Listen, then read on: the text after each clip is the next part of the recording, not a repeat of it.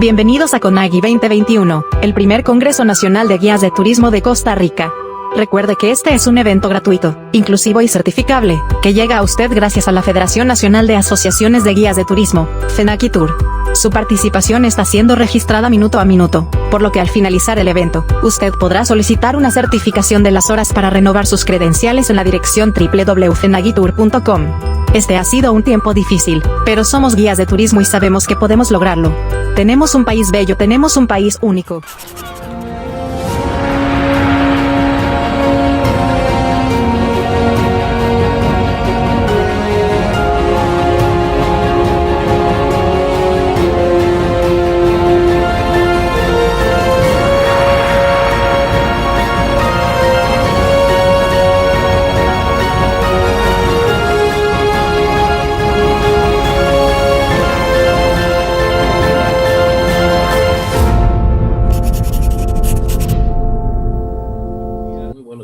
Tengan todos ustedes. Espero que hayan tenido un buen descanso para continuar con nuestro segundo día de congreso. Hoy estamos martes 8:30, como lo habíamos explicado. Vamos a dar inicio con nuestro primer conferencista, pero antes también vamos a tener la presencia de doña Idania Urbina, quien va a estar aquí con nosotros. Doña Idania, bienvenida, buenos días. Buenos días, Alejandro. Buenos días a todos ustedes. Gracias por acompañarnos hoy. Estoy plenamente segura que esta conferencia que vamos a tener con don Luis Adrián va a ser de bastante provecho para todos nosotros y aplicable, por supuesto, a nuestro campo, ¿verdad? Que es el de los guías de turismo. Claro que sí, la historia nunca deja de ser importante para saber de dónde venimos, hacia dónde vamos y qué podemos esperar. Así que desde ya invitamos a don Luis Adrián para que nos abra su cámara y nos diga hola. Este es un licenciado, Luis Adrián Alvarado Chavarría. Posee una maestría en educación y una licenciatura en ciencias de la educación con énfasis en administración. Además ha enseñado estudios sociales y cívica en centros educativos públicos y privados. Es un profesor conocido con amplio dominio de la historia y de la cultura de Costa Rica y su pericia para enseñarlas, que ese es el fuerte que tiene, ¿verdad? Tiene un carisma este muchacho para enseñar. Por más de una década ha capacitado cientos de guías de turismo de todo el país y ha sido llamado para desarrollar diversos temas para proyectos educacionales específicos a nivel nacional. Entonces, toda una enciclopedia tenemos hoy aquí impartiendo esta enseñanza sobre los presidentes del siglo XX. Listo, qué bárbaro, Alejandro, qué barbaridad. Ahora sí es cierto, ya me dieron nervios de empezar aquí. Y que no he contado las historias de Guanacaste todavía, ¿verdad? Estamos listos cuando ustedes digan. Podemos iniciar. Muchas gracias. Gracias. Bueno, Idania, Alejandro, Jessica, mucho gusto. Gracias por la invitación que nos hacen. Y a todos los compañeros y compañeras guías que están aquí, que por ahí estoy viendo algunos compañeros que en algún momento conocimos en algún otro lugar. Me alegra mucho poder encontrarnos acá de forma virtual. Para mí es un gusto poder compartir con ustedes un ratito hoy en la mañana y los felicito por formar parte de este Congreso Nacional de Guías, que creo que es algo muy necesario dentro de los entornos y los espacios del oficio, ¿verdad? Del trabajo, y en este contexto pues todavía más. Ojalá, y estoy seguro que van a aprovechar todo lo que el Congreso se ofrece. Y bueno, yo voy a aportar humildemente ese granito de arena chiquitito, ¿verdad? Que don Diego en algún momento me solicitó y yo encantado participo porque, bueno, para mí ICETUR es una institución muy querida y en general, ¿verdad? La asociación y todos los guías son personas que para mí desempeñan labores sumamente importantes y muy valiosas. Entonces, vamos a dar inicio. Yo espero de verdad no aburrirlos con esta charla, no es larga, es cortita y vamos a ir viendo ahí como algunos aspectos. En realidad el tema era los expresidentes del siglo XX, son muchos, así que yo lo que hice fue como reducirlos, sacar algunos expresidentes o jefes de Estado o elementos que se consideren más importantes y que han marcado de alguna forma más hondo en la historia del país, por una u otra razón. No quiere decir que haya un expresidente más importante que otro o un jefe de Estado más importante que otro. Todos son dignos de estudiar, de mencionar y de presentar.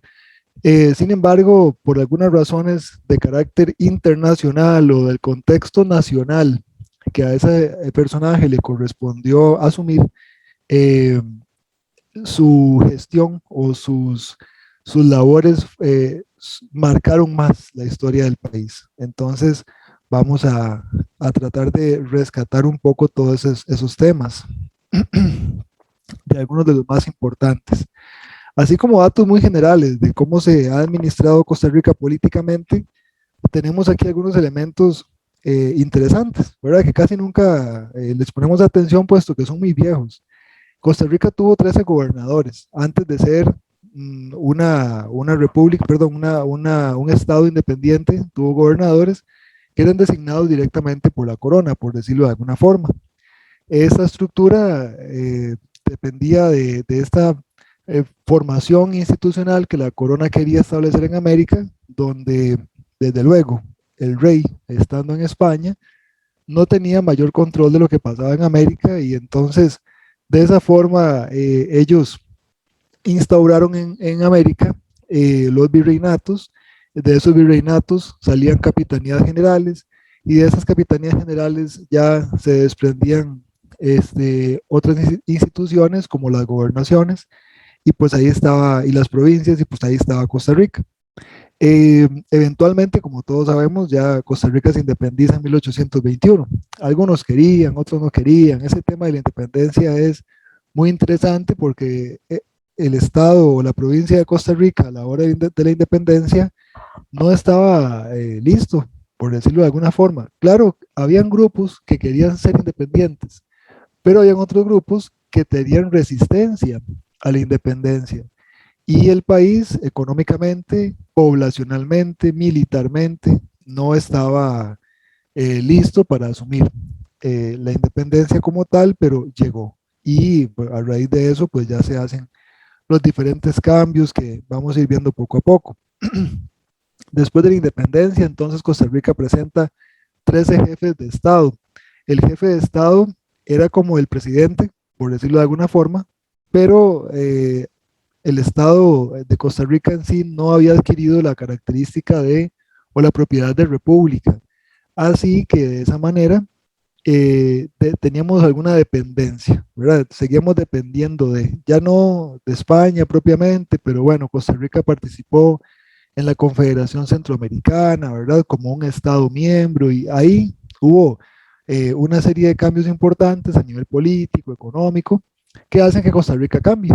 Así que básicamente el país, como éramos los últimos, vistos desde Guatemala, los últimos, los más pequeñillos, los de menos población, los económicamente menos influyentes o que menos participábamos, ¿verdad? Con la economía y con las exportaciones. Entonces, generalmente nos vieron así como muy de lejos hasta que llegó el café.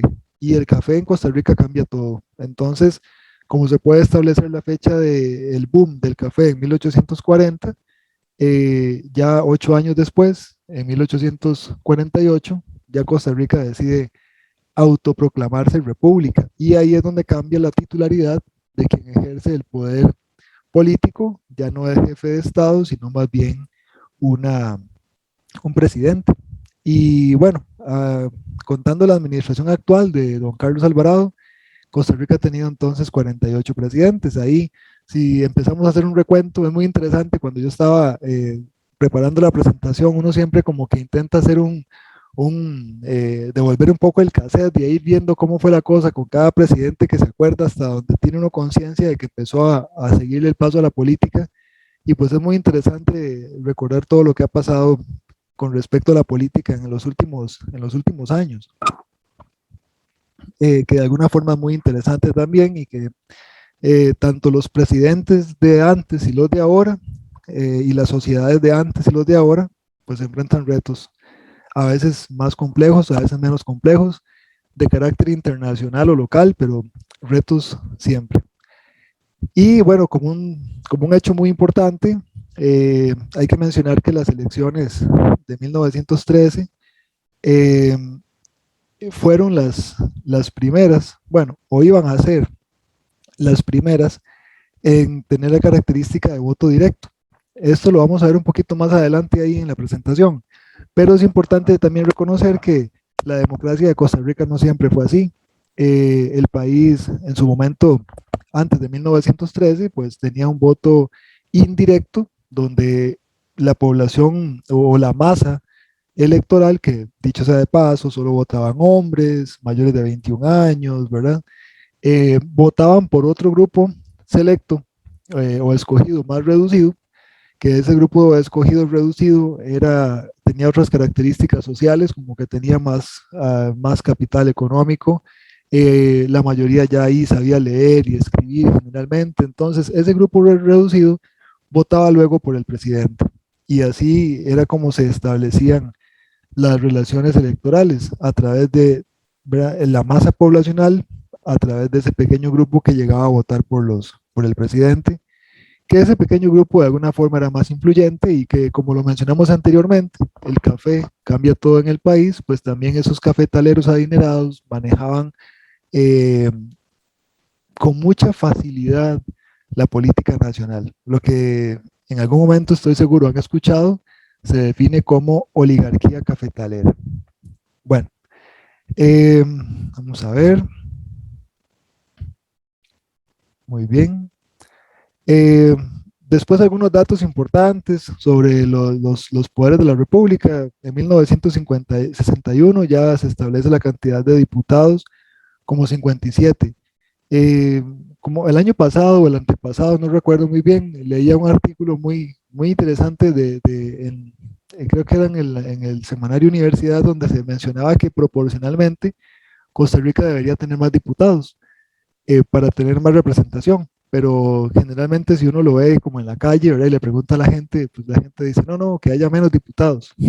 Eso es un tema muy interesante porque los diputados son el centro de un poder de la República muy importante, que generalmente está envuelto en todas estas situaciones y que tiene un poder muy alto porque es el único que puede cambiar directamente las leyes.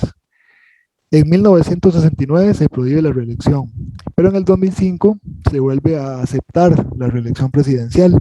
Costa Rica establece un precedente en América Latina con la reelección en Centroamérica y en América Latina, con la reelección o la segunda presidencia de Oscar Arias, que, que cae en el 2006. Y bueno, el voto a los 18 años está para 1971. Hay que tomar en cuenta, perdón, que ya para 1971 ya votaban las mujeres, los afrodescendientes que tuvieron cédula de identidad hasta 1950. Pero bueno, son cambios importantes que se han venido dando. Costa Rica tuvo un cambio en la política electoral muy fuerte con los gobiernos de Ricardo Jiménez entre 1910 y 1914 y luego alrededor de 1925 y 1927, ahí hay otros cambios importantísimos. Bueno, ¿cómo se gobernaba Costa Rica? ¿Cómo era la cosa? Al principio no había presidentes, en realidad lo que había era una junta gubernativa interina, o sea, era un grupo de personas, generalmente las personas más influyentes de las distintas digamos, regiones, por no decir provincias, porque todavía no se establecía de esa forma, pero es decir, gente influyente de San José, de Alajuela, de Cartago, ¿verdad? Llegaban y se reunían y ellos integraban y elegían una junta gubernativa. Siempre hubo principios democráticos ahí importantes, aunque hubo vicios y toda la cosa, es importante reconocer que siempre se mantuvo esta perspectiva democrática. En 1822 se forma la Junta de Electores, igualmente aparece la Junta Superior Gubernativa, la Segunda Junta Superior Gubernativa.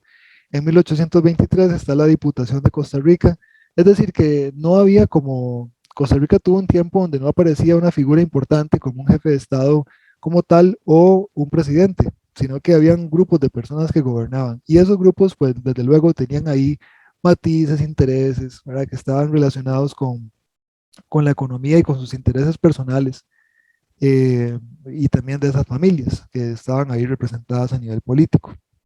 Pero ya para 1824 la cosa va cambiando un poquito y aparece el primer jefe de Estado. Es decir, Costa Rica se anima ya y reconociéndose como Estado y nombra o se elige al primer jefe de Estado, que era Juan Mora Fernández. Juan Mora Fernández era de San José, de oficio, de profesión era maestro, estuvo vinculado con la política. No era, es decir, no era en algunos documentos, algunos libros que tal vez uno pueda acceder, se presenta a Juan Mora Fernández como una persona del pueblo, así como una persona humilde y toda la cosa. En realidad no tanto, o sea, esta gente que llegaba a la política tenía cierto nivel social, económico, tenía un nivel de influencia importante y llegaban ahí ya con una cierta posición social adquirida, o si se quiere decir también un capital social importante. Pero vean que gobierna durante bastante tiempo. Es interesante comparar a Costa Rica con otros países donde o sea, sin ánimo como de echarnos flores, ¿verdad? Porque a veces eso siempre es muy particular en la historia del país, como que se compara el país con otros para resaltar algunas cosas importantes. No, no, nada más como para una manera de ejemplificar y que le pudo dar estabilidad política al país. El primer jefe de Estado no tenía formación militar, como ocurrió en otros países centroamericanos o de América Latina, por ejemplo, sino que era una persona dedicada, digamos, a un oficio de ciencias sociales como la educación, y que eso le permitió tal vez tener una visión distinta de cómo debería ser una administración pública. En realidad, la figura del jefe de Estado venía siendo un representante también a nivel local y regional, pero detrás de él había una gran cantidad de personas con una serie de puestos e influencias que desde luego tenían peso en sus decisiones. Pero bueno, es importante reconocer que Juan Mora Fernández fue el primer jefe de Estado del país y esa pequeñita estatua que vemos ahí abajo es la que está por el Teatro Nacional, lo cual es muy importante ahí en San José. Vamos a cambiar aquí vamos a cambiar la plantilla, vamos a cambiar también la estructura. Eh, Viene un señor que es muy particular, es Braulio Carrillo. Braulio Carrillo era, o bueno, es la figura que aparece actualmente en el billete de 1.000 colones. Y una vez una persona me preguntaba, ¿será que por poner a Braulio Carrillo en el billete de 1.000 colones quiere decir que era menos importante que quien está en el billete de 50.000, por ejemplo? Y bueno, en realidad con los billetes se puede hablar mucho.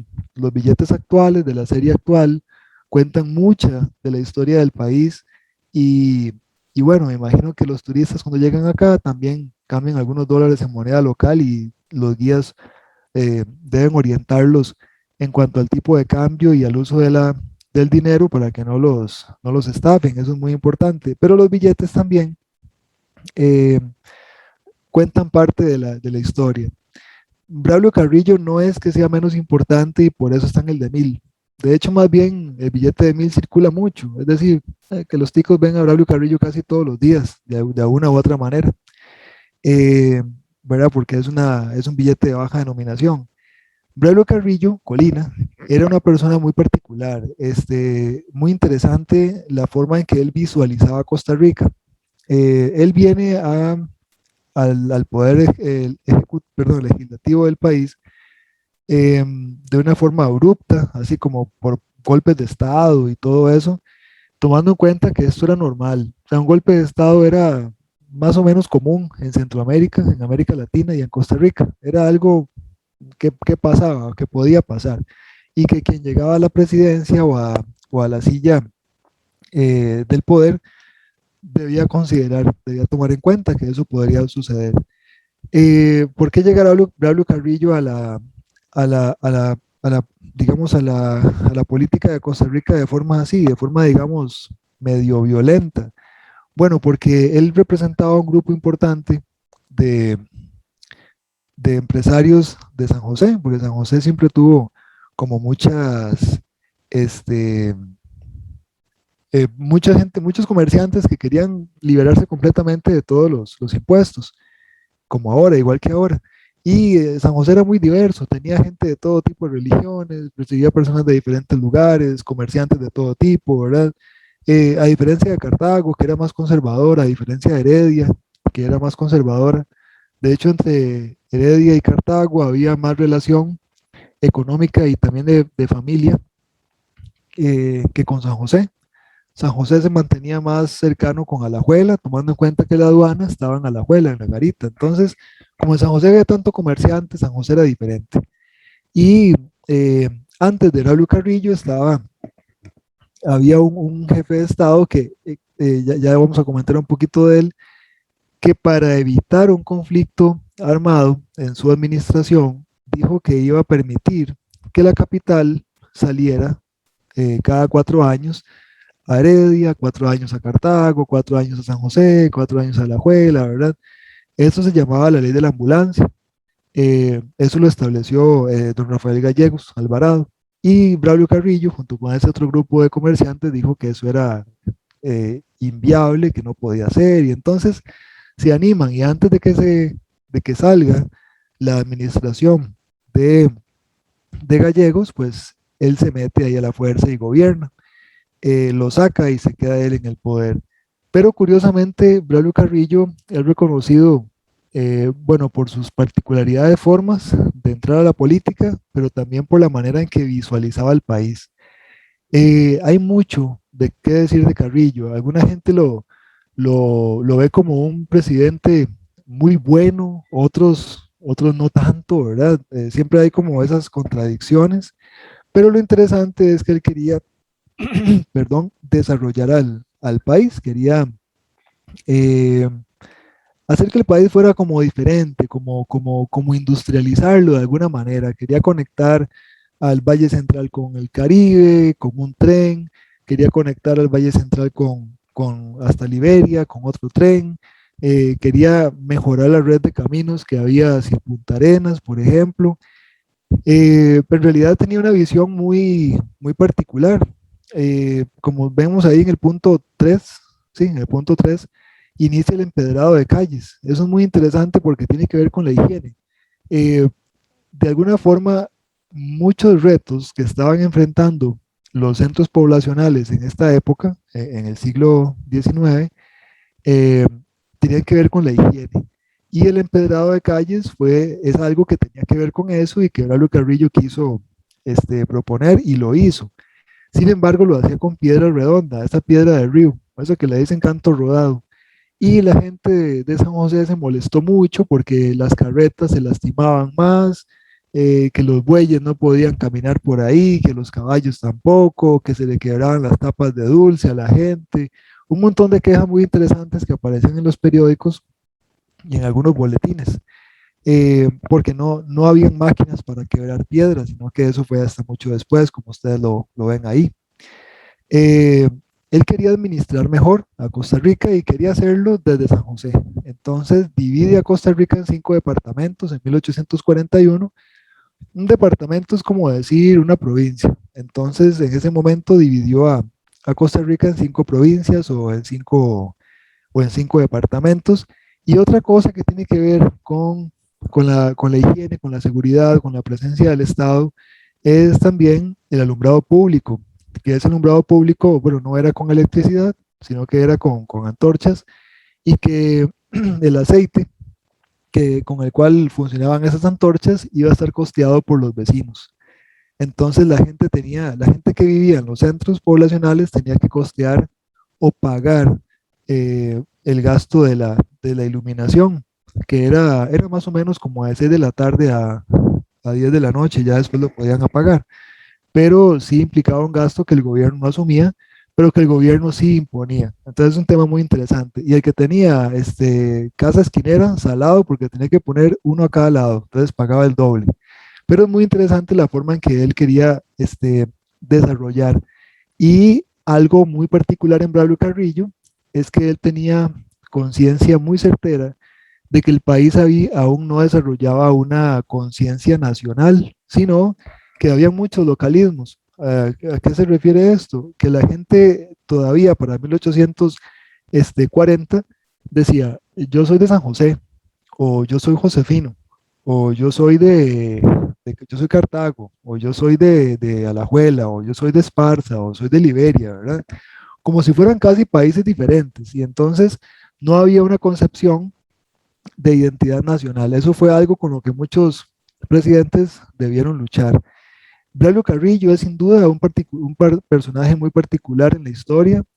Eh, Como lo vemos aquí, entra de forma violenta, así que muchos repudian eso, pero hace cosas muy positivas, así que muchos rescatan eso.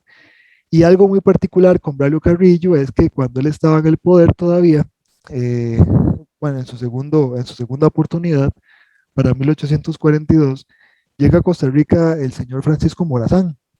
Y Francisco Morazán, pues, es un personaje centroamericano, es una persona que en la historia centroamericana aparece mucho. Y él tenía la idea de venir a Costa Rica y empezar desde Costa Rica el nuevo proyecto, un proyecto nuevo, un proyecto fresco, de restaurar la República Federal Centroamericana, pero desde Costa Rica. Y para eso ocupaba sacar del poder a Braulio Carrillo.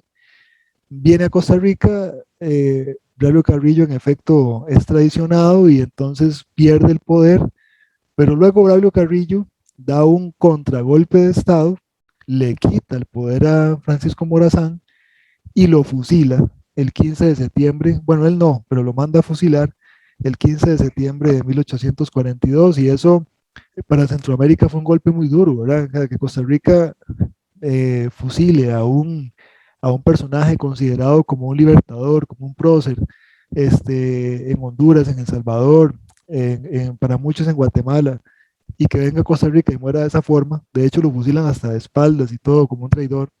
Entonces, eso fue un golpe importante y ahí, ¿verdad? Se marcan ya las relaciones importantes, perdón, se marcan las diferencias importantes entre las relaciones de Costa Rica y otros países centroamericanos. Entonces, hay mucho de qué hablar. Cuando vean de nuevo un billete de 1000 colones de Braulio Carrillo, pues piensen un poco en todo lo que implica esa foto de Carrillo ahí. De hecho, el billete tiene una hoja de café y el billete pues nos habla también de que en efecto Braulio Carrillo apoyó mucho la producción de café, era un visionario en ese tema y también colaboró muchísimo a que el país se convirtiera en un exportador de café, eh, tomando en cuenta que la exportación de café no fue algo que se dio de inmediato, sino que era un proceso lento y que ocupaba mucha paciencia por parte de los dirigentes y también de los productores. Vamos a ver aquí. Ok.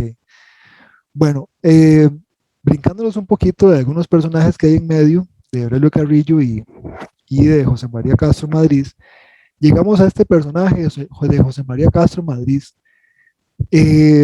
Don José María Castro era doctor, bueno, no doctor, sino que era cirujano, básicamente era eso, y se metió en política por influencia de su familia.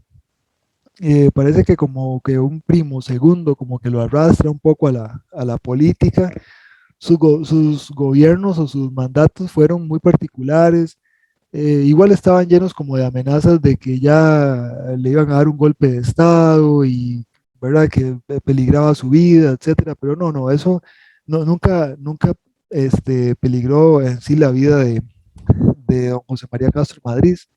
Sin embargo, los gobiernos siempre estaban, como se dice popularmente, como en alas de cucaracha, ¿verdad? Como que estaban ahí esperando a ver qué ocurría. Este personaje es muy importante en la historia porque con él Costa Rica cambia de categoría y deja de ser un estado para convertirse en una república. Y eso es muy importante.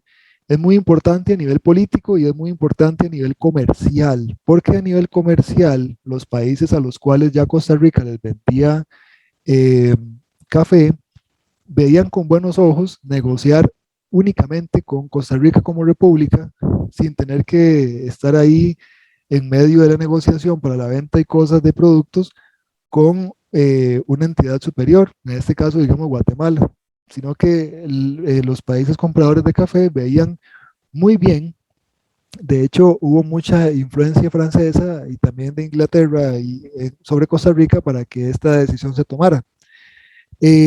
Así que con el mandato de don José María Castro Madrid, Costa Rica cambia de ser un estado a una república. Y eso es muy importante y muy positivo, porque le permite a Costa Rica tener otra categoría. Don José María se había casado con Pacífica Fernández y esta señora es la que diseña la bandera que tenemos el día de hoy. Así que desde que ella la diseñó, así se quedó. La bandera no ha tenido cambios. En el cementerio general de San José está la tumba donde están enterrados, bueno, ellos dos y también algunos otros familiares importantes y personajes de la familia. Es una familia muy influyente eh, dentro de la política nacional, así que de alguna forma los vínculos que salieron de algunos de sus hijos con otros personajes que se relacionaron con la política también marcaron mucho en la historia del país. Es muy importante este salto, es decir, Costa Rica deja de ser Estado y se convierte en República. Eso requiere una serie de transformaciones a nivel legal, política, económica, jurídica, que Costa Rica asume. Bien, en medio de estas características, ¿verdad?, que estábamos viendo acá del cambio administrativo, llega un personaje que es conocido por todos. Creo que en algún momento en la escuela, en el colegio, en la calle, en diferentes lugares hemos escuchado de Juanito Mora. Hay canciones a Juanito Mora, hay libros sobre Juanito Mora, y Juanito Mora es la persona que llega al poder después de don José María. Juanito Mora va a estar en el poder 10 años, ¿verdad? Es mucho tiempo. Eh, ¿Qué es importante de Juanito Mora y por qué se rescata? Bueno, primero porque Juanito Mora era un empresario. Él también hay que mencionarlo, él no era un militar, era un empresario. Juanito Mora, cuando llega a la presidencia, ya había viajado mucho, había conocido mucho, él era cafetalero, era comerciante, en algún momento fue el hombre más rico de Costa Rica, además de ser también presidente. Le gustaban algunas cosas interesantes, así que tal vez hoy no vemos con buenos ojos como pelear gallos y algunos otros juegos ahí como de azar. Pero Juanito Mora se recuerda eh, porque él tuvo que enfrentar la invasión filibustera. Así que Juanito Mora es el presidente al cual le correspondió defender a Costa Rica, entrecomillado ahí, por favor, ahí, defender a Costa Rica con respecto a la invasión filibustera de William Walker que había iniciado en Nicaragua. Entonces, pues, el gobierno de Juanito Mora, o los gobiernos de Juanito Mora, estuvieron marcados por muchas decisiones, principalmente a nivel económico. Ahí vemos que él creó la Dirección Nacional de Obras Públicas y los talleres nacionales. Los talleres nacionales hacían muchas cosas, no solo era cosas de caminos, sino que hacían diferentes cosas. Con él apareció el Palacio Municipal, la Universidad Santo Tomás, el Teatro Mora, que al parecer fue durante un tiempo el único teatro formal que había en Centroamérica, y eso tomando en cuenta que ese teatro eh, casi no podía dar funciones en invierno porque se le metía el agua. O sea, era un teatro muy, así como muy, no podríamos compararlo, digamos, con un teatro moderno. La FANAL, de la Fábrica Nacional de Licores, que era un buen negocio para el Estado y un mal negocio para quien asumía ese negocio de producir guaro, fue creado en el gobierno de Juanito Mora con la intención de financiar también parte de los gastos del Estado, que con Juanito Mora el gobierno se convirtió en un gobierno gastón. O sea, empezó a hacer muchas cosas y por eso Juanito Mora empezó también a subir impuestos, a crear instituciones para recaudar más plata y de esa forma tener más dinero para sus ideas y sus proyectos. El cementerio general apareció con él, pero por una necesidad. Los cementerios, o el cementerio casi siempre estaba a la par de los hospitales o de los lugares donde se atendía en salud, aunque en aquel entonces no podía considerarse un hospital, pero por una cuestión de salud y por diferentes pandemias que hubo en Costa Rica, principalmente la del cólera, eh, se recomendaba hacer los cementerios lejos de donde la gente viviera y por eso ellos decidieron hacer el cementerio lejos del centro de San José. Eh, yo sé que hoy ahí por la avenida 10, donde está el cementerio, no está lejos del centro, pero cuando se creó, en efecto sí se entendía como un lugar retirado. Y los cementerios también tenían ciertas características, como que le sembraran pinos para que el pino mantuviera todo seco ahí, que no tuviera maleza, que la gente no los visitara mucho, etcétera, etcétera, como un lugar olvidado. Así que los cementerios se convierten en un lugar importante, pero ojalá retiradillo de la población. Bueno, aparece también el cuartel de armas y artillería, el reglamento de policías, y fue el que dijo que las calles tenían que ser más anchas, y ahí mucha gente estuvo en contra porque decían que para qué, porque le iban a quitar terreno a algunos negocios y para que pasaran las carretas, en fin, una cuestión interesante entre los gobernantes y la gente que vivía principalmente en los centros de población. Y también exigía un plano, eso es muy importante, que las casas de 4 metros o más de 4 metros de alto tuvieran un plano, pero eso no era más que todo por el problema que había con los terremotos que se habían presentado en el país anteriormente. Bueno, ¿por qué es importante Juanito Mora? Porque su gestión, ¿verdad?, le permitía al país, o le permitió al país tener estabilidad política ante la invasión filibustera de William Walker. Y Costa Rica es el primer país que le declara la guerra a Nicaragua, porque Nicaragua estaba tomada por William Walker, entonces declarar la guerra a Nicaragua era declarar la guerra a William Walker en 1856, y pues a partir de ahí ya Juanito Mora sigue con su gestión hasta 1859, cuando le dan un golpe de estado y lo exilian en El Salvador, y él vuelve en 1860, pero su intención de tomar el poder no fue efectiva, termina encarcelado, le hacen un juicio a la carrera en Punta Arenas y lo fusilan allá. Entonces también ese es un tema importante con el famoso Juanito Mora. Ahí esa foto que apareció abajo es del Parque Mora y Cañas en Punta Arenas, y si en algún momento andan por Punta Arenas, aléjense un poquito del paseo de los turistas, ahí van a ver en el Parque Mora y Cañas un monumento que fue en ese lugar donde fusilaron a ellos en 1860, aunque ese monumento lo pusieron ahí en 1918, pero es una forma de recordar ese pasado y ese vínculo de Punta Arenas con Juanito Mora. Otro presidente o importante, que a este sí le vemos pinta de militar, en efecto sí lo era, ¿verdad?, es el famoso Bernardo Soto. ¿Por qué es importante mencionar a Bernardo Soto? Bueno, porque en su gobierno cambia la dinámica de los presidentes, como que con Próspero Fernández y luego con Bernardo Soto hay un cambio en la visión y en la forma de cómo gobernar. Y todos, si bien es cierto, todos los anteriores buscaban el desarrollo, estos presidentes querían materializarlo.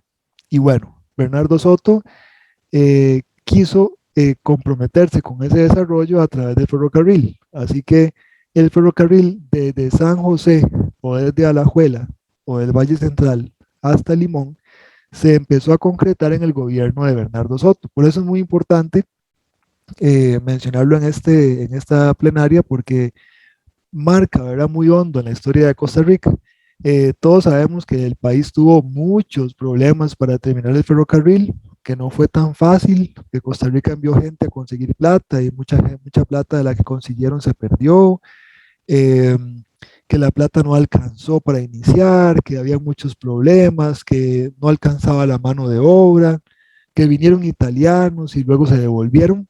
Entonces todo eso llevó a que este personaje que aparece ahí a la izquierda, abajo, que es Minor Keith, asumiera por último el control de la construcción del ferrocarril, y con esa construcción del ferrocarril Costa Rica tuviera que perder una gran cantidad de porcentaje de tierras, porque Minor Keith pidió muchas tierras.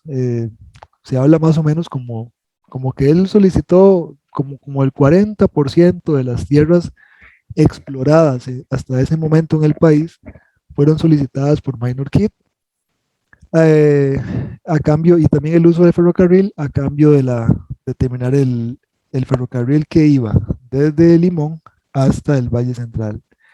Ese ferrocarril era un sueño que tenía Bernardo Soto. eh, el sueño se cumple, pero no de la forma que Bernardo Soto quería, ya que Bernardo Soto soñaba con un ferrocarril de Costa Rica, no con un ferrocarril que Costa Rica tuviese que pagar. Ese ferrocarril no era de Costa Rica, era un ferrocarril que terminó siendo más de una empresa internacional que de alguna forma manejaba Minor Keith.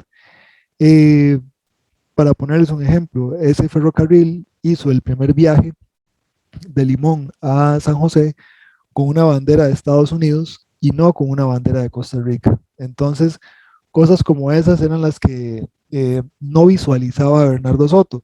Pero bueno, por otro lado, aparte del ferrocarril, es importante mencionar que también con su gobierno arranca una, una reforma educativa que se le conoce como Reforma Educativa de 1886, eh, donde participa Mauro Fernández, como por decirlo de alguna manera, ministro de Educación. Y esa reforma es la famosa reforma que hace que todas las personas entre 7 años y los 14 años, hombres y mujeres, sean obligados a ir a la escuela. Entonces, es como una necesidad de instrucción. Antiguamente habíamos dicho que el país requería de crear ese proyecto nacional, de ir borrando poco a poco esos localismos, eso de que yo soy de Cartago, yo soy de Alajuela, soy de San José, todo eso quería ser como eliminado poco a poco, y más bien que la gente adquiriera una conciencia de identidad nacional. Entonces, esa reforma educativa, que es muy visionaria para América Latina, en realidad sí, o sea, Costa Rica en eso sí tiene una particularidad que vale la pena señalar. eh, Antes que otros países más desarrollados, por ejemplo, antes que Chile, antes bueno, que lo que actualmente es Brasil, por ejemplo, antes que algunos países centroamericanos, Costa Rica desarrolla una política educativa que de carácter obligatorio, ¿verdad? Para las personas entre 7 y 14 años, hombres y mujeres, va a instruirlos, va a mandarlos a la escuela, les va a enseñar a leer, a escribir, eh, algunas cuestiones de geometría, aritmética, bueno, sumar, restar, multiplicar, pero además de eso, además de transmitir ese tipo de currículo o de conocimientos, se estaba tratando de inculcar en la población un sentimiento de identidad nacional, porque la gente ahí estudiaba parte de la historia del país y aprendía ciertas cosas, ¿verdad? Que tal vez antes no eran o no habían sido prioridad de los gobiernos. Querían que todas las personas identificaran símbolos nacionales, elementos nacionales, historia nacional, y que de esa forma se fuera creando una identidad propia del costarricense. Aunque eso tardó mucho tiempo más y todavía en el día de hoy está en construcción, pues con estos gobiernos un poquito más liberales, como el de Bernardo Soto, es con los que arranca, ¿verdad? Obligar a la gente a ir a la escuela y aprender ese tipo de cosas es una de esas, uno de esos detalles importantes en estos gobiernos particulares. Mauro Fernández aparece actualmente en el billete de 2.000 colones y como les comentaba anteriormente, pues los billetes hablan mucho de la historia del país. Bien, vamos a ver acá. Eh, Aquí está, este es un personaje muy particular, voy a correr. Bien, aquí está Rafael Iglesias Castro, o el Gallo, como le decían también a don Rafael. Es importante por varias razones. A él le corresponde un periodo muy interesante, le corresponde como ese cambio, ¿verdad? Como esos gobiernos que estuvieron al final del 1800 y principios de 1900. Unos gobiernos donde los países centroamericanos, de América Latina en general, de Costa Rica, que no se queda atrás, necesitaban digamos, adquirir herramientas nuevas, elementos nuevos para mantenerse competitivos en la economía internacional. ¿Qué se puede mencionar, de don Rafael Iglesias? Bueno, él aparece en el famosísimo billete de 5 colones. Creo que ese billete de 5 colones, todos hemos visto ese billete en algún momento. Es un billete que se lo llevan de souvenir, un billete que alguna gente lo critica por la cuestión de cómo agarran el racimo de bananos, de cómo está vestida la gente que coge café, ¿verdad? Que hay café a la orilla de la playa. O sea, todo eso es muy interesante porque en realidad es una alegoría y bueno, lo pueden también ver en el Teatro Nacional. Quien lo pintó, un señor que se llamó Aliardo Vila, que dicho sea de paso tenía muchos problemas de alcoholismo y bueno, por eso murió. Él pintó muchas otras cosas, pero dentro de todo pintó esa pintura que es una alegoría al café, eh, y es como una representación global de lo que expresa la economía de Costa Rica en aquel entonces. ¿Por qué aparecen ellos dos ahí? Bueno, por un lado está la alegoría del café, por otro lado aparece don Rafael Iglesias, porque con don Rafael Iglesias hay muchos cambios. Costa Rica empieza a tratar de definirse de una mejor manera. Con don Rafael se inaugura el Teatro Nacional, que era, digamos, una joya en medio de, y digo una joya, no costarricense, una joya incluso de América Central. Eh, Mucha gente, muchos reporteros de Nicaragua, de Guatemala estaban aquí viendo qué pasaba con ese teatro y él quería inaugurarlo y de hecho, bueno, el día de la inauguración le decían que lo iban a matar, que no fuera, que era peligroso, pero bueno, igualmente nada pasó y el expresidente ahí figuró como ese presidente que, aunque no empezó el proyecto, pues sí lo concluyó. Otra cosa importante en estos gobiernos de Rafael Iglesias Castro es que hizo el cambio del peso al colón. Yo sé que todavía nosotros vamos y decimos, cuánto cobra el bus? Y uno dice, bueno, cobra 500 pesos, ¿verdad? Todavía usamos la palabra pesos, pero el peso era una denominación o una moneda de uso colonial que se elimina para 1895, 1896, y ya se empieza a usar el colón como tal, ¿verdad? Y eso es otra parte importante de la identidad nacional, tener una moneda que sea propiamente identificada como de Costa Rica. Entonces, pues hay aspectos importantes de don Rafael Iglesias Castro, eh, y su vínculo con la economía. ¿Verdad? Bueno, pasando aquí también a don Ricardo Jiménez, creo que es muy importante mencionar que don Ricardo Jiménez fue el gran reformador de la política electoral del país. Yo puse la foto del billete de 50.000, pero yo creo que ese billete, bueno, yo creo que ya no circula, no sé, ahora más adelante, por favor, si alguien tiene información sobre ese billete ahí, pues nos puede compartir.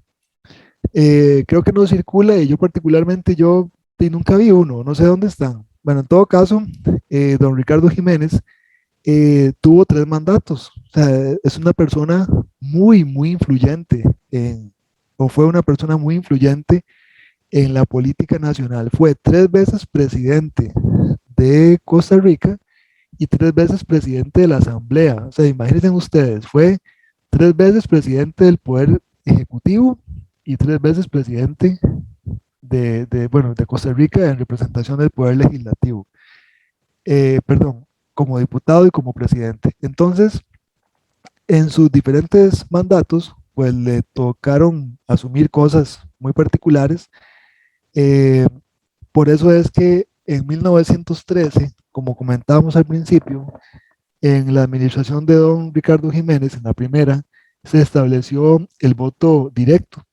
Es decir, ya la gente pobre y más humilde no iba a tener que votar por un grupo selecto de personas, que luego ese grupo selecto iba a votar por el presidente, ya no. sino que después de 1913 queda aprobado que toda la gente iba a poder votar de forma directa por el candidato presidencial o los candidatos presidenciales que se postularan y que fuera de su interés. Aunque no era un voto tan libre ni tan transparente, pero era un gran avance en materia electoral. Eso es muy importante de reconocer en don Ricardo Jiménez. Era un personaje polémico, se casó con esa señora que ustedes ven abajo, que se llamó doña Beatriz, que bueno, la prensa nacional de aquel entonces decía que doña Beatriz era o había sido prostituta, o qué sé yo, un montón de cosas que desde luego no se pueden comprobar y bueno, ahí él levantaba con mucha polémica.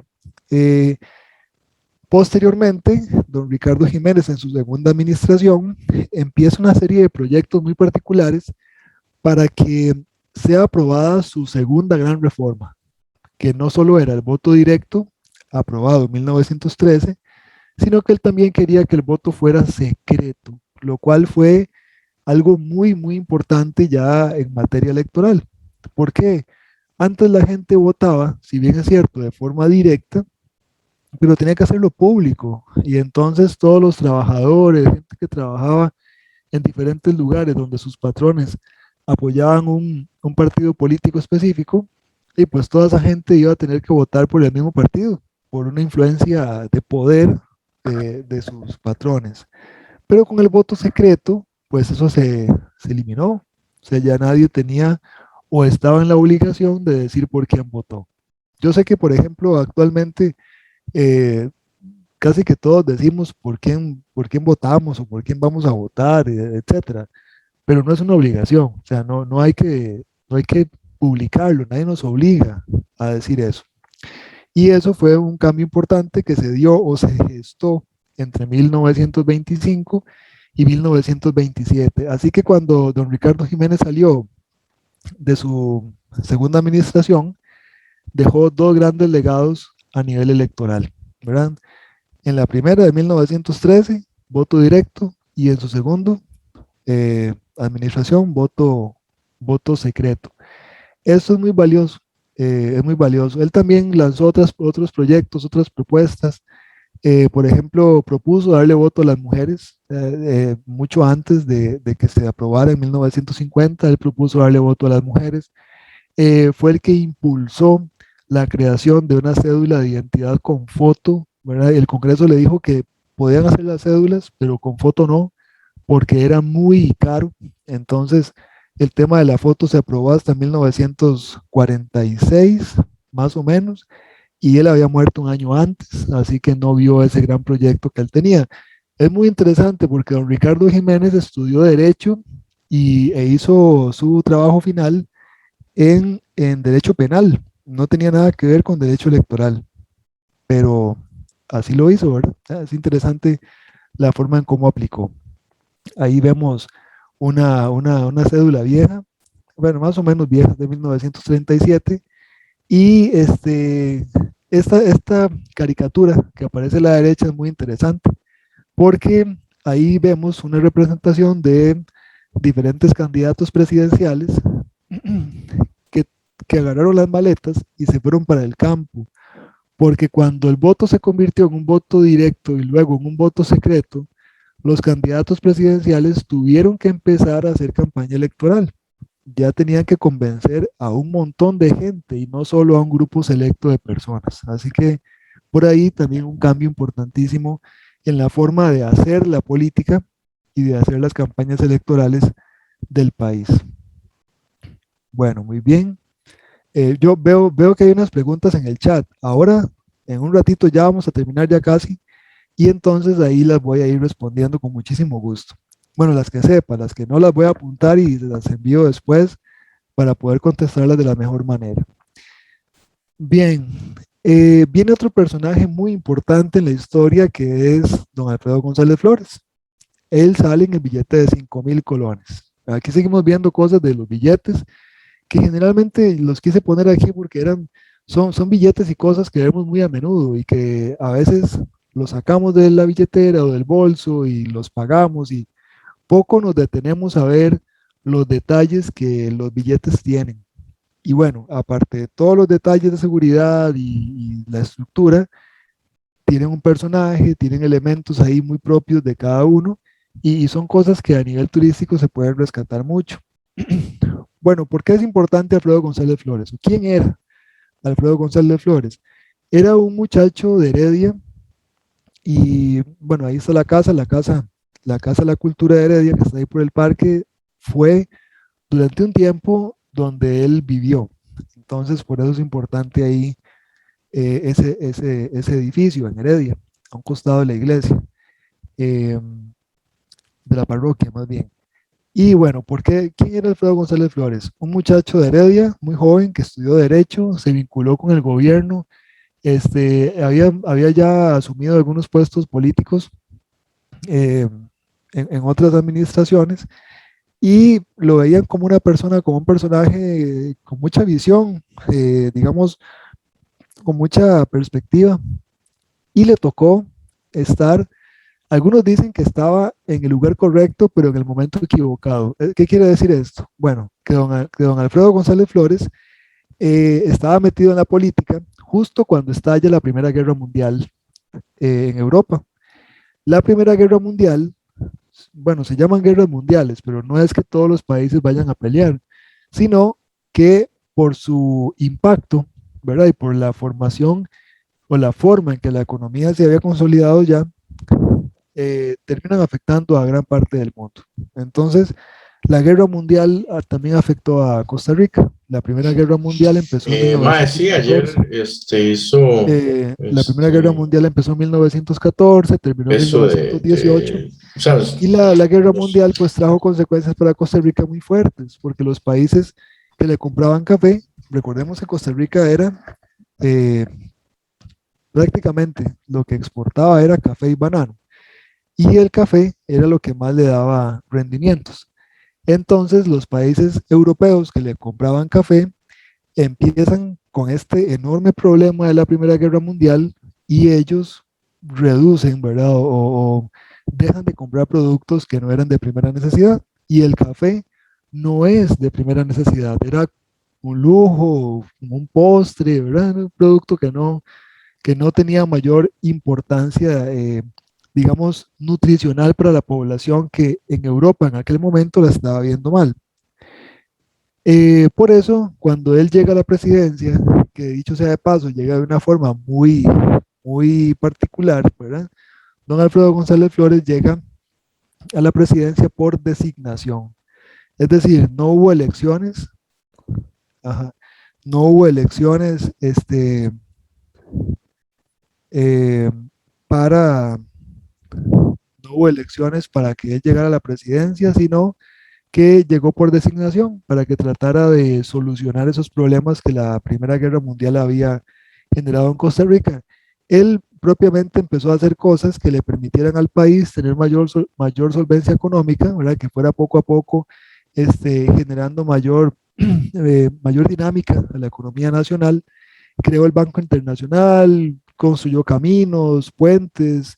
Esos billetes que están ahí son del Banco Internacional que apareció en esta administración, y hizo varias cosas importantes para beneficiar al pueblo, pero lo último que hizo fue definir las limitaciones de la oficina de catastro, y esa oficina de catastro lo que quería era pues cobrarle a los ciudadanos o a los dueños de terrenos proporcionalmente al terreno o a la medición de su terreno y a la productividad. Es decir, que quien más terreno tenía y quien más ganancia tenía de eso, pagara más impuestos que quien tenía un terreno pequeño. Eso era básicamente lo que don Alfredo quería hacer como última instancia, pero como Costa Rica estaba gobernada básicamente por una oligarquía cafetalera, pues mandan incluso a una persona que era amigo de don Alfredo a darle un golpe de Estado. Y dicho sea de paso, Federico Tinoco le dio un golpe de Estado a Alfredo González Flores en 1917. Y esta época es muy complicada para el país, primero por la guerra mundial, por la recesión económica, ¿verdad? Por todo lo que se venía dando en el país. y pues Tinoco asume la presidencia un tiempito entre 1917 y 1919, porque en 1919 él se fue, dejó el puesto político libre y se fue para Francia. Así que ahí es donde ya concluye todo. Vienen otros tiempos, viene 1900, acercándose 1940, así que asume la presidencia el doctor Rafael Ángel Calderón Guardia, y don Rafael Ángel, al igual que don Alfredo González Flores, tiene que asumir el conflicto de una guerra internacional.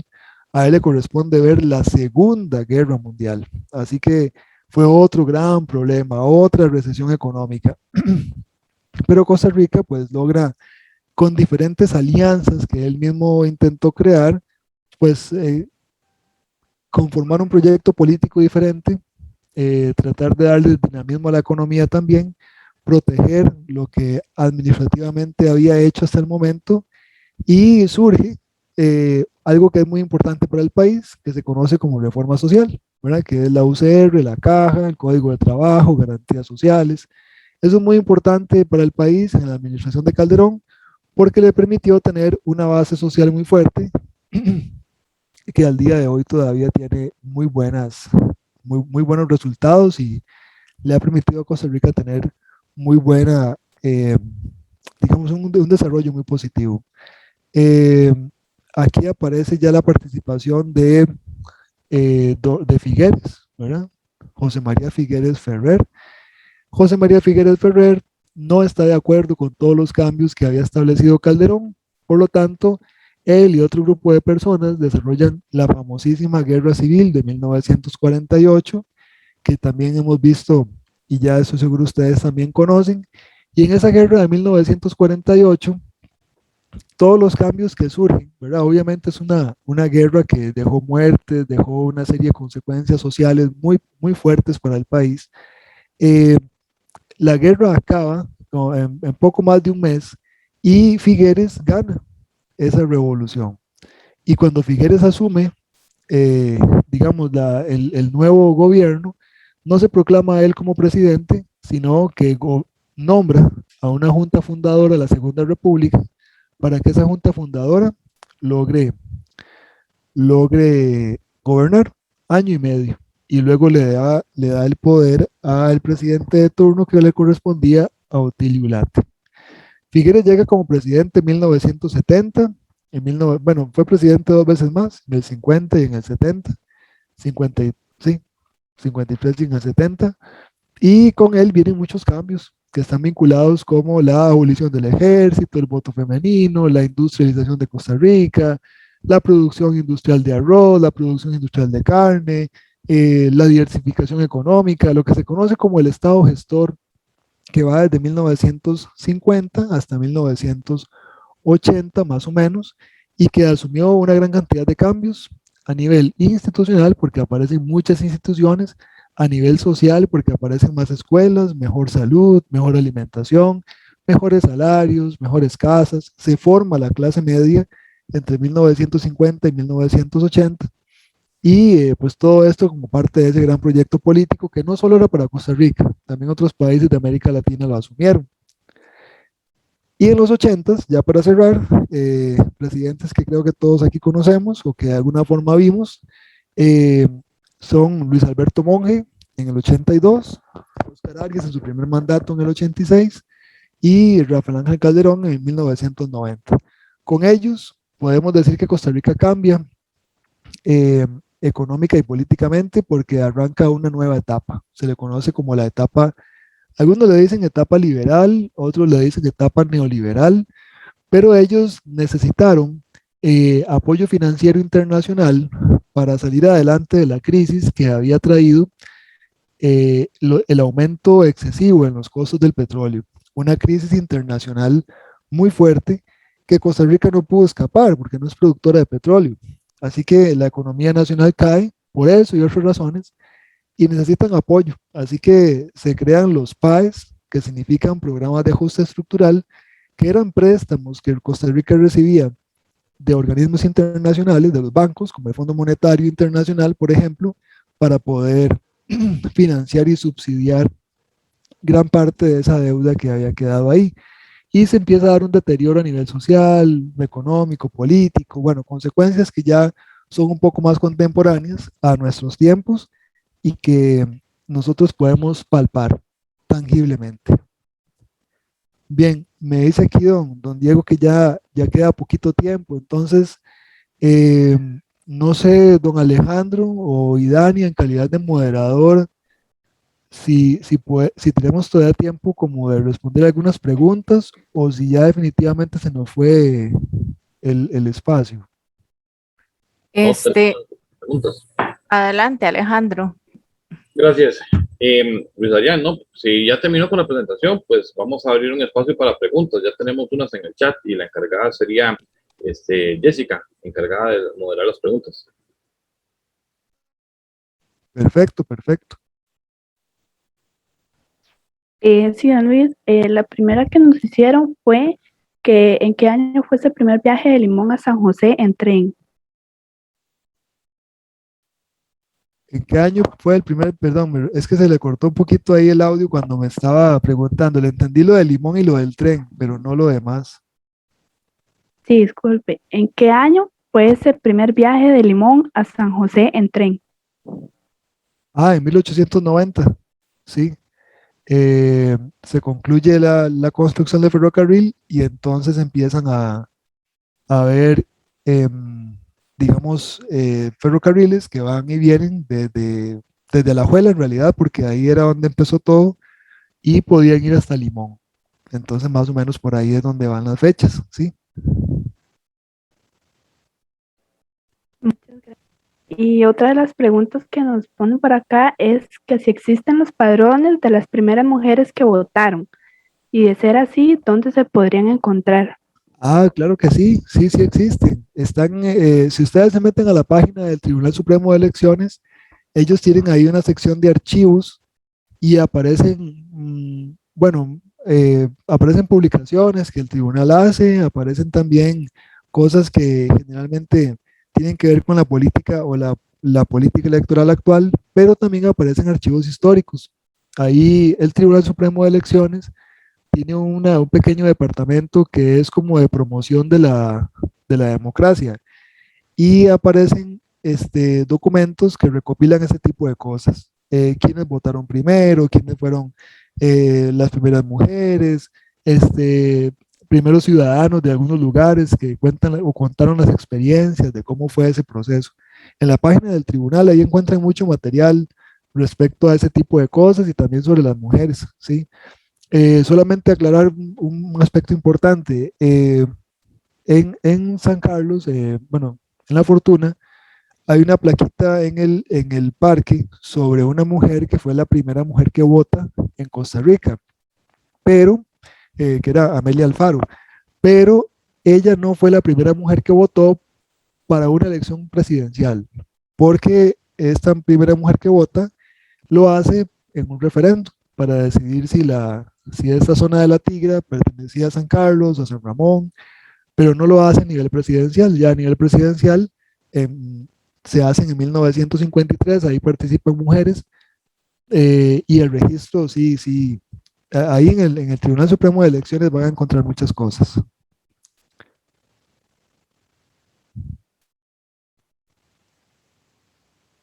Sí, eh, no sé si hay otra pregunta o consulta.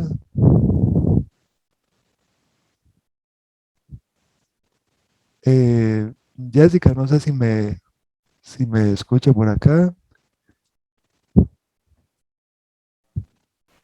Por el momento, esas serían. Perfecto, muchísimas gracias. Veo que Frank preguntaba que Daniel Oduber también fue muy importante. Claro que sí, Daniel Oduber fue un personaje sumamente importante en el tema de la conservación, en el tema de la higiene también, con una posición firme para llevar agua potable a las casas, en la figura de la IA. Antiguamente era el ECNA, ¿verdad? Se conocía como el ECNA y luego cambia a la IA, pero es sumamente importante Daniel Oduber y con esa famosa frase, ¿verdad? Que tuvo también de volvemos a la tierra. Eh, Vamos a ver si queda otra por acá. Dicen que se Sí, podría dejar de compartir pantalla. Claro que sí. Vamos a dejar de compartir pantalla. Perdón, ahí está. Ajá. Paulo Bolaños, vamos a ver.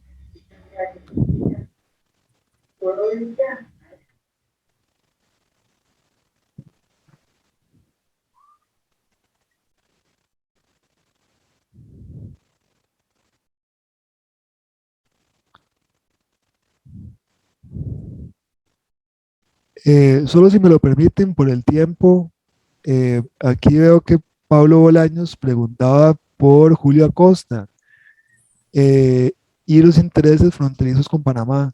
Ah, sí, Pablo, con Panamá la cosa estuvo un poquillo fea. Julio Acosta es un personaje, o fue un personaje muy interesante en la política. Primero porque en San José no lo querían, así que lo exilian muy lejos de San José, que era en la zona de San Ramón. Y Julio Acosta aquí desarrolla también militancia política, pero después de que los Tinoco, bueno, José Joaquín Tinoco muere y también Federico se va para Francia, hay un vacío político. Cuando todo eso se arregla, cuando todo eso vuelve a la normalidad, él es quien sale electo presidente en 1920. Entonces, con él cambian muchas cosas. El tema político con Panamá era complicado. Panamá le pertenecía a Colombia. Panamá es país, así como tal, después de 1903. Así que para esta fecha era un país muy joven, muy reciente. Y hubo, sí, o sea, hubo ahí una tensión fuertísima entre los límites entre Costa Rica y Panamá, movilización militar de Costa Rica hacia la frontera panameña y todo eso, porque habían intenciones de invadir. Solamente para refrescar un poco el asunto con Panamá, lo que actualmente le corresponde al territorio panameño y que se define como Bocas del Toro era de Costa Rica, pero se perdió en 1936. Luego, entre 1919 y 1920, 21, hubo tensiones importantes por la misma frontera entre Costa Rica y Panamá, pero luego, en 1941, se firma el Tratado de la Amistad, o el también conocido como Tratado de Chandy Montero Fernández Jaén, que pone límites ya establecidos entre Costa Rica y Panamá. Claro, ya para 1941 era una Panamá, un país más maduro, una administración un poco diferente, y dicho sea de paso, la tensión limítrofe entre Panamá y Costa Rica no genera mayores conflictos, a diferencia de lo que ha ocurrido entre Costa Rica y Nicaragua.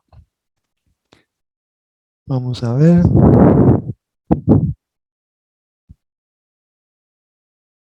Muy bien, no sé, vamos a ver si hay otra pregunta ahí. No sé, Jessica, si hay otra pregunta que usted pueda ver, o no sé si Alejandro tiene alguna consulta o algo así. No, esas serían. Ah, perfecto. Don Luis, nada más para mencionarle, hay muchas felicitaciones para su parte por la presentación. La gente dice muchas gracias, excelente información.